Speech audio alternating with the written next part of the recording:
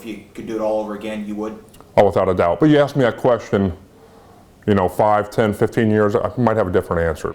Fort Wayne native Jason Fabini spent 11 years in the NFL as an offensive lineman. He retired with the Washington Redskins in 2008. He says the league has changed drastically from the time he began playing back in 1998 when it comes to treating concussions and head injuries. I get that question all the time, is how many concussions have you had? I really couldn't tell you. There's, been times where I, saw stars or didn't feel right and you just continue to play. And I think now if you see on TV, there's protocol and you got to go in the locker room, you can't come back on the field, so it has definitely changed. The 39-year-old says he's for the most part healthy. He really doesn't experience any memory loss, mood swings, or any other mental issues that seem to plague so many former professional football players. But Fabini admits he often wonders if that could change as he grows older. I feel fine, yeah. I mean, there's some things that make me wonder.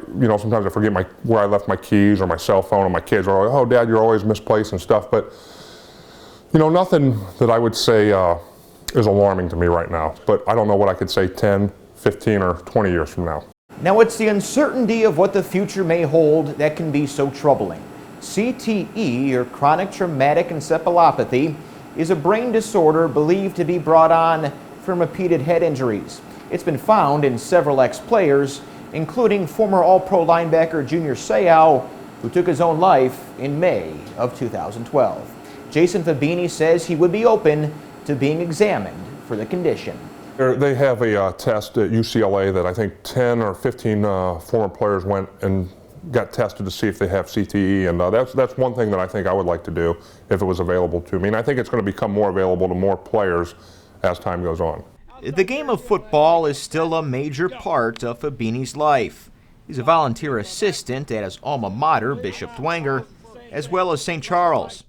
He also has 4 young boys and says he has no major reservations with them playing the sport. Without a doubt. Yeah, I mean, there's always a risk when any sport you play. And there's a risk, but I think the reward outnumbers the risk in this case.